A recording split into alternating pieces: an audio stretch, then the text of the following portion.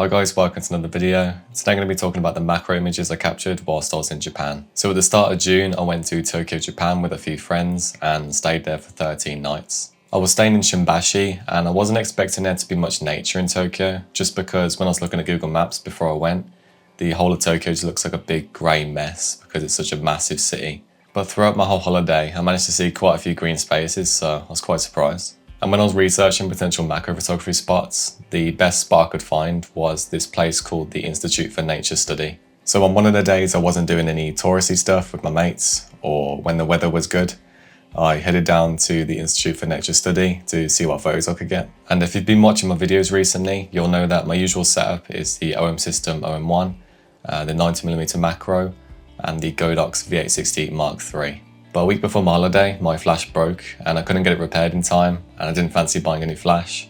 So what I decided to do was take my old flash and lens setup. My old setup is the Olympus 60mm macro and the Godox V350O. But yeah, it's still a really great setup for macro photography, and you can get some really great shots using this setup. And the one thing I really like about it is just how small and lightweight it is. It makes taking photos a lot easier. So yeah, with that said and done, let's dive into what I actually captured on the day. The first object I found was this interesting looking fly resting on a leaf. And after some Googling, I think it's a Physiphora. I probably pronounced that wrong because yeah, I'm not really good at pronouncing these weird insect names. It was a little awkward to photograph just because it wasn't on the very top leaf of the plant. It was a bit further down, which meant getting my camera and diffuser in there was a bit of a problem. So I actually had to shoot at a slight side angle and angle my diffuser this way, so the diffuser didn't touch the leaves and then scare the fly away. By shooting this way, this meant that the lighting on the left of the frame was really bright and actually kind of distracting. So when it came to editing, I darkened the left of the frame just to even out the exposure and make it look a lot more natural. Just as I finished photographing that fly, a Japanese guy approached me and recognized that I was using a Signastec diffuser. He spoke very little English, but I knew he was a macro photographer just because of his camera setup he had on him. He handed me his business card with his Instagram on, and we both followed each other on Instagram. He also went on to Google Translate to tell me that I was in the best nature reserve in Tokyo, which was quite reassuring to know. I think this is the first time I've ever seen another macro photographer when taking photos, so that was really cool. And shout out to Kenji Kamaya, I think that's how you say his name. Give him a follow and comment on his post saying that you came from this video. That'd be really cool. After this interaction, I carried on walking down the path and I quickly stopped because I saw two massive hornets right in front of me. You can't see it very well, but I managed to capture a video of one of the hornets flying around in front of me, and it's probably the most scared I've been from an insect in a while. I've seen some hornets in the UK and some other countries, but these are by far the biggest hornets I've ever seen. A bit spooked out, I carried on walking where I came across this weird looking spider web. There was a line of debris caught in the spider web, which almost looked intentional. Then I noticed a spider sitting in the center of the web, and I almost didn't notice it because it was so camouflaged into the debris. I thought this was a regular looking orb weaver like the ones I get back home, but when I looked closer, it actually had a spiky back. So I thought I'd take the time to get a photo of it because I've never actually seen one of these spiders before. The spider being in a web made it really hard to photograph because the web will move around with any bit of wind, and my camera might end up touching the web and scaring the spider off.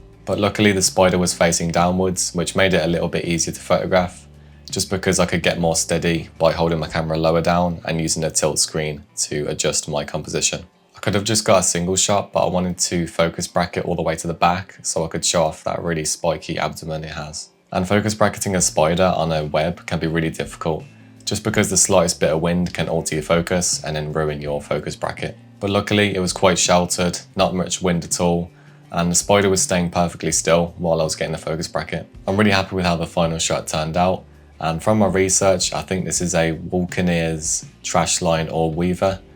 And what's special about these is that they collect debris in their spider web to help blend in their environment, which helps protect them from predators. Before I went to Japan, I didn't even know this spider existed. So that's the really exciting thing about doing macro photography in other countries.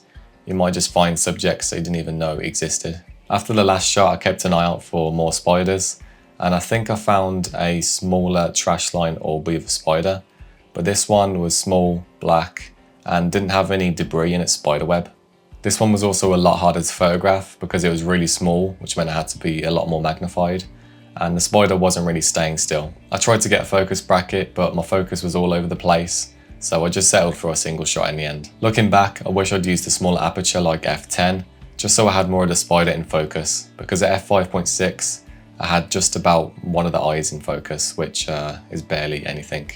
So yeah, I wish I stuck around for a bit longer and tried to get a better single shot. I'd barely explored the nature reserve at this point, so I decided to carry on down all the way to the pond area. On the way down, I was having a quick scan in every bush, just in case I spotted something.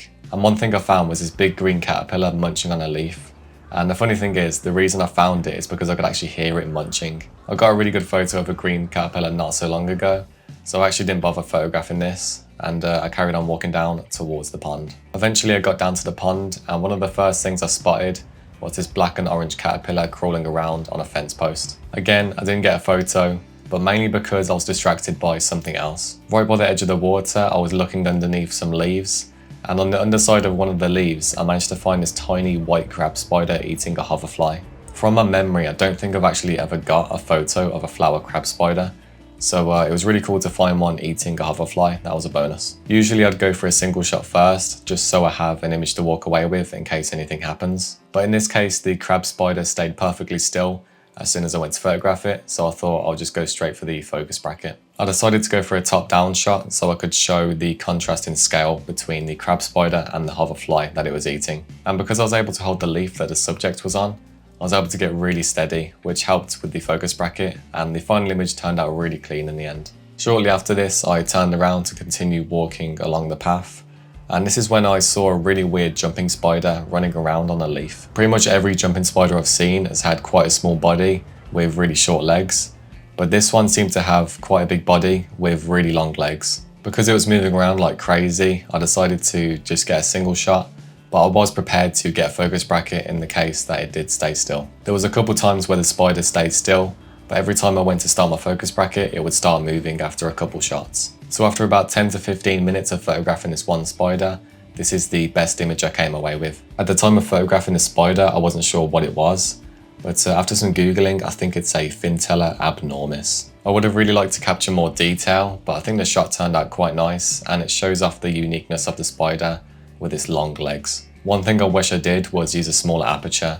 I shot a lot of my images that day at f5.6, I think just because that aperture works quite well for bracketing on that lens.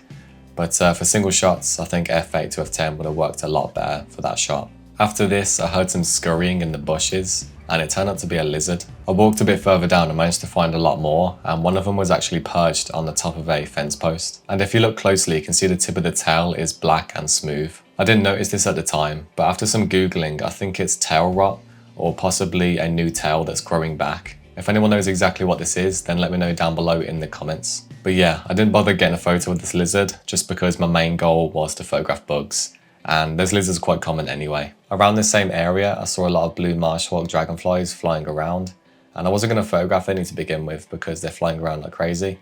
But I then saw one land on the rope of a fence. Because it was midday and really hot, the dragonfly was really skittish, so I decided to photograph it from far away using natural light. This shot didn't turn out too great, and the main reason for that is because it was midday, which meant the lighting was really harsh, and the grass in the background was quite distracting because it was quite close to the dragonfly. Ideally, I would have wanted the dragonfly to be in shade and for the background to be a lot further away, so it's a lot blurrier.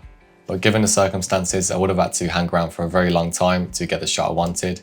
So rather than wasting a lot of time out of my day, I decided to carry on and find some other subjects to photograph. I walked for quite a while down the path and eventually came across this crab spider resting on a fence post. This spider looks a lot like something I'd get back home, but I thought I'd photograph it anyway, just because I hadn't found anything in quite a while. Unfortunately, as soon as I got my shot framed up and started taking photos, the spider started moving around. I tried a couple more times to photograph it, but the spider was just way too skittish and wouldn't stay still. So I moved on and tried to get to a more interesting part of the nature reserve. The next subject I came across was this bird poo mimicking larvae, and I'm pretty sure this is a citrus swallowtail larvae, only because a few months ago I was in Stratford-upon-Avon Butterfly Farm taking photos, and I saw something pretty much identical to what I found here. So yeah, it's pretty cool to find an actual wild one, and the reason they look like bird poo is to deter predators. This was super easy to photograph because the larvae wasn't moving at all, and I could grab the leaf and get really steady with my camera.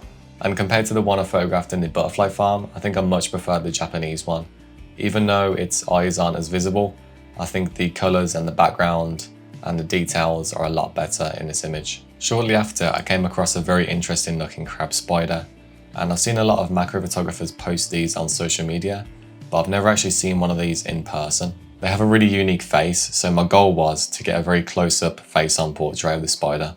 The spider often had its back to me, or it was in a position that made it extremely awkward to get a face-on portrait. So I put it on hold for a minute and decided to get a side shot, showing the whole spider stretched out on the stem of this plant. This shot turned out really nice, but my main goal was to get a portrait shot. I had to grab the leaf to get the composition I wanted, just because it was in a really awkward spot, and every time I seemed to grab it, the spider seemed to move. After many attempts and a lot of patience, I managed to get the composition exactly how I wanted. I started my focus bracket and all was going well, but just before my focus reached the eyes, the spider started moving. I tried again to get the composition I wanted, but the spider moved further down the plant to a point where it was pretty much impossible to get the composition I wanted. I was really annoyed I didn't get this shot, and it's almost like the spider knew I was about to get the focus on its eyes. It saw the focus bracket come in and was like, nah, I'm gonna move just before I focus on the eyes. But it's what it is. Nature's nature. Spider's gonna do its own thing and move around. So yeah, I just had to accept that and move on. This next subject had me a bit confused because I found a caterpillar guarding some sort of egg sac thing. I've never seen a caterpillar doing this, so my instinct was just to get a photo. I decided to go for a side angle, and while I was taking the photo, the caterpillar didn't move at all, so the final image turned out really nice with a lot of detail. But the one thing I don't like about it is the dark background. And the reason it's dark is because the background was quite far away, and the light from my flash didn't reach the background, which meant it was black. So I decided to go for a second shot, and this time I decided to change my composition, so I had some leaves a bit closer to the subject in my background. I also lowered the shutter speed of my camera to 1/30. Now this sounds very slow, and it can be quite risky. If you have a lot of sunlight coming in, you can get a really blurry shot, so I had to be careful with that. But lowering my shutter speed let a lot more ambient light in, which meant you could see a lot more of the colour in the background. Unfortunately, this time I wasn't able to focus bracket all the way from the front to the back, as it started moving halfway through the focus bracket. But I think the shot turned out quite nice nonetheless, and I much prefer the lighter green background in this shot as opposed to the first shot.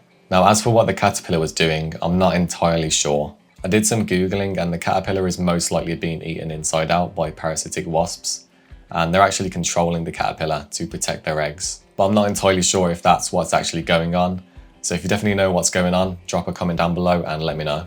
After this, I decided to walk along the forest path back towards the ponds, and on the way I managed to find a green jumping spider on a fence post. I managed to focus bracket the spider when it was staying still, but unfortunately the legs were still moving while it was staying still, so I wasn't actually able to stack those images. But at least I managed to come away with a single image, and I'm not really that keen on the shot. I wish I had it at a much lower angle for the composition, and I wish that the spider was on something more natural rather than a plastic sort of looking fence post. I really struggled to try and identify this jumping spider, so if you have any ideas what this jumping spider is, let me know down below in the comments. This next subject is something I photographed for the first time last year when I was in Rhodes, Greece, and it's an ant mimicking jumping spider, which means it's a jumping spider that's mimicking the appearance of an ant. I actually saw a lot of these in this nature reserve, and this was the only one I tried photographing because it was at eye level and it was on a big leaf, which made it a lot easier to photograph. It was running around like crazy, so I had to use the good old spray and pray method,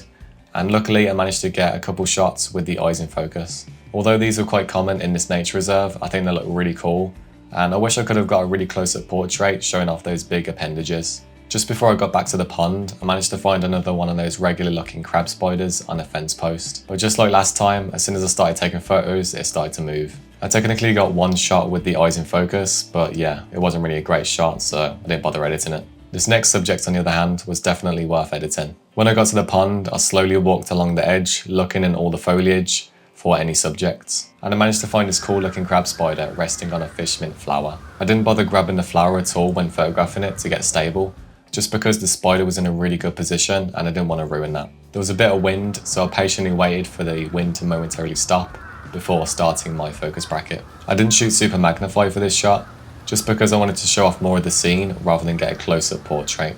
I think this shot turned out really nice, and it's definitely one of my favourites from the trip. The reason it's one of my favourites is just because the pose of the spider was really good, The flower looks really interesting. The background is nice and green and colourful. And I managed to capture a lot of detail of the spider. And while I was photographing that spider, I actually noticed a tiny praying mantis down in the grass just by my feet. I went in for a photo, but because of how deep down in the grass it was, I wasn't able to get a really nice composition. And when I tried to take a shot, it went even further down in the grass and it was even harder to photograph. So at that point, I just gave up on photographing the praying mantis. At this point, I decided to go back to the pond area just to see if I missed anything and if there's anything else to photograph. I looked around for about 10 minutes, but didn't really find anything worth photographing. As I made my way towards the exit, I passed the crab spider on the flower again, and I had another look and noticed it was in a different position. This time its legs were hanging over the edge of the petals, which looked quite interesting. So I decided to photograph it again, just in case I preferred this shot over the first shot that I got. And in my opinion, I think I much prefer the first shot, but I'd be interested to know what you guys think. Do you prefer the first shot or the second shot? Let me know down below in the comments. But yeah, after this shot, I decided to leave the nature reserve, and I think I spent just over 3 hours in there. This was the only time I went to this nature reserve and did macro photography while in Japan. I think I just got caught up too much in doing touristy things and having fun with my friends. And the weather was quite bad as well because I went in June and it's rainy season. So a lot of the days the weather was bad and I didn't really want to risk damaging my equipment in the rain because I've already done that before and learnt my lesson. Despite this, I'm really happy with the shots I managed to capture in this one day. And if you want to see more of what can be found in this nature reserve, I'd highly recommend going to Kenji's Instagram, as he visits this nature reserve a lot, so you'll be able to see what other subjects can be found there. But yeah, I'm going to end today's video here. As always, all the equipment used in today's video will be linked down below in the description. And those are affiliate links, so if you buy through them, I'll get a small commission at no extra cost to you, which will help support the channel. And yeah, with that said and done, I'm going to end today's video here. So make sure to leave a like, subscribe, share, comment, all that good stuff.